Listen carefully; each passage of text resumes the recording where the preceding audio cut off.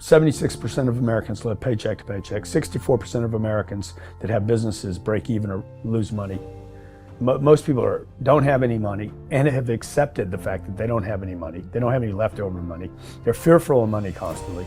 They overspend. They don't know how to produce money. They definitely don't know how to multiply it. The land of the brave and the home of the free, it's not even close to the truth. It's just important for people to understand that complaining has no value. And if you complain about not having enough money, work more. If you complain about not having work-life balance, spend more time on vacationing in your family. It's super simple. Let your actions dictate instead of sitting there and feeling like you're not in control. Poor people say, I can't afford it, I can't do that, I don't have time. It's an escape, you know what I mean? It's easy to say, I can't afford it. Oh, I'm too tired. Oh, I can't go to the gym. You know, when you could go to the gym, but no, I can't. Truth is, I'm just too lazy to go to the gym. Money doesn't have value, right? And this is an important thing that most people don't immediately understand, is that money itself doesn't have value. Money is a vector for transmitting value. It's how you express value. But the value isn't in the money. It's in the product or service you bought with it. And it's in the labor you gave in order to acquire it in the first place. That's where the value comes from. There's nothing intrinsically valuable in the money. You shouldn't put money in a house. You should put money in your brand. You should put money in the marketing. You should promote yourself, not put money in where you and the kids live. Right. Why is that a mistake? Because it's dead money. I mean, it can't. A house can't make you money. A house does not make you money. The only reason people think a house makes them money is they're comparing it to, if I rent, that costs me money. But, you know, if you need to go to a hospital, you don't buy the hospital. You rent a bed to get out of there as fast as you can.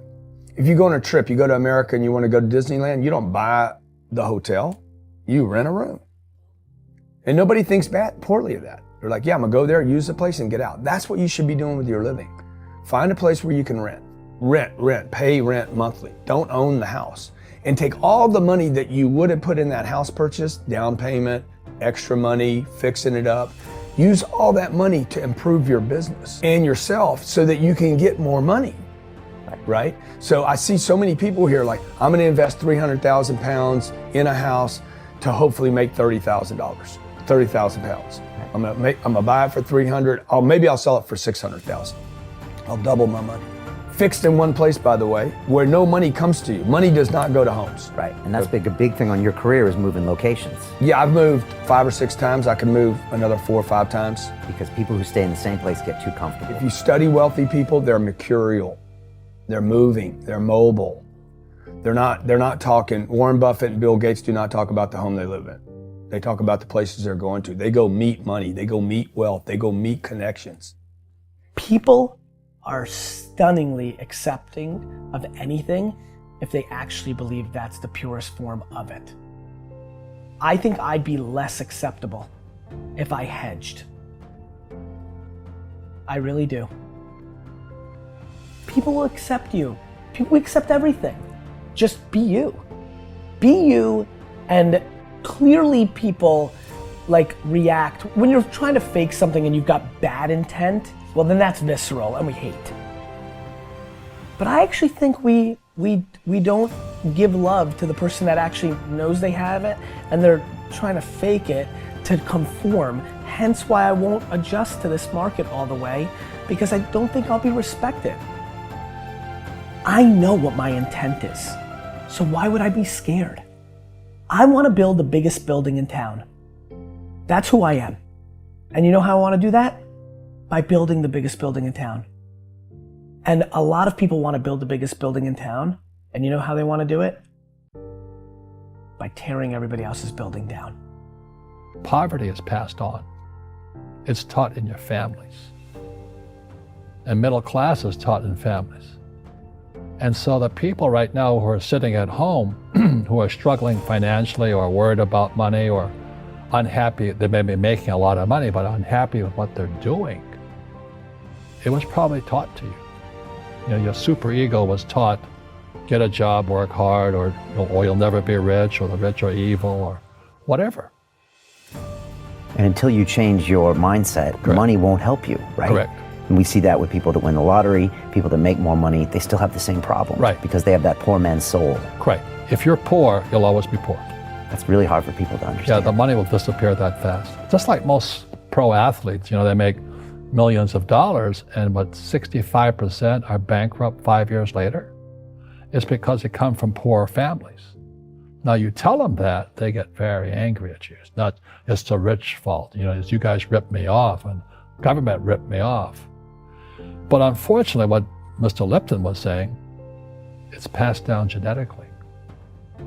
That's the frightening thing. And it's interesting when you commit to something, little gifts just start automatically showing up. It's a phenomenal thing. It's happened my whole career. When I fully commit, somebody will bring me something. And then look, then keep your eyes open. And by the way, the package may come wrapped in a package you weren't thinking about. Hard work. Or like a voice, or like a person, or maybe from a different direction than you thought, or an offering where you're like, you read something about this and that's not the thing. Like all throughout my career, it's come in weird kind of ways. If you ask for help and somebody shows up at the door, maybe invite them in. Okay. Regardless of what the packaging is or what you've heard about it or whatever. That's really been beneficial to me. Okay. How old are you? 44. I'm 40. Do you know how young we feel? When you were 26, did you ever think that this is what 44 felt like? No. You thought that was finished. Yeah. How old are you? Like, you think a 40-year-old, like when I was 25 years old, I thought a 40-year-old was finished. I don't even feel like I'm starting. Right? Yeah, but when I was 26, I was in a rush. I understand. All of those guys and girls on the streets last night, when you say that to them, like their face kind of goes blank because all the stuff they watch, MTV, music videos, this, it's all about the bling now and the this now and the this now. And MTV's tame. You start following people on Instagram and it's a disaster. They're all pushing it's all about champagne and private planes and you can get it too and just sign up for my course. And everybody's falling for it. So I'm coming out and first of all, I want to be historically correct. Nobody in 100 years is going to watch that video and say that I was full of crap. I like that, right? Number two, I want my legend to grow. I'm always fascinated by politicians and world figures. Like Winston Churchill, his brain continues to grow, right? I want that. When I'm dead, I want to be in the ground at peace knowing my legend's growing. I want that. I want that in the business world. And so I'm giving real advice, and real advice looks like this. When you're 19 and you can spend 7 full years learning your craft, meeting people that are mentors, being patient, and you wake up and you're 26 years old, you have your entire life in front of you and you've done great foundational work to go on and then be successful. I have bad luck too. I've had financial crashes. I've had people stab me in the back, but they're all good because I grow from it. That's spirituality. People who are afraid of making mistakes, like they teach in school, they don't ever grow. Because spirituality is there's good and there's bad, there's right and there's wrong, there's up and there's down. Most people only want to be right. They only want to be positive. Well, you can't have that. That's not reality.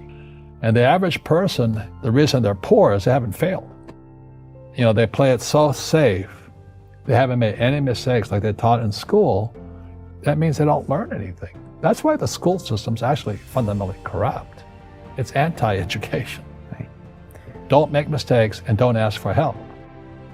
And if I didn't ask for help, I have my accountants, my attorneys, my bankers and all that. I go into business like a rugby team. Boom, boom. We kick butt.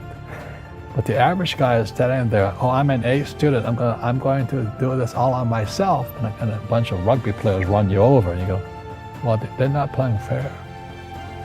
Yeah, what, you're playing stupid. You should have a team. You should have accountants, attorneys, and bankers and all that stuff. But that's not the game I want to play. I said, then don't play the game. The game of business is played with accountants, attorneys, bankers, hate to say it, politicians. You got to know the game. I don't want to hustle. I want to prosper. I don't want to grind. I want to create a machine that monetizes. I'm not shameful of money. I want money. I want a lot of money. I want to give money away. I want to raise a lot of money. You can't do that if you're broke.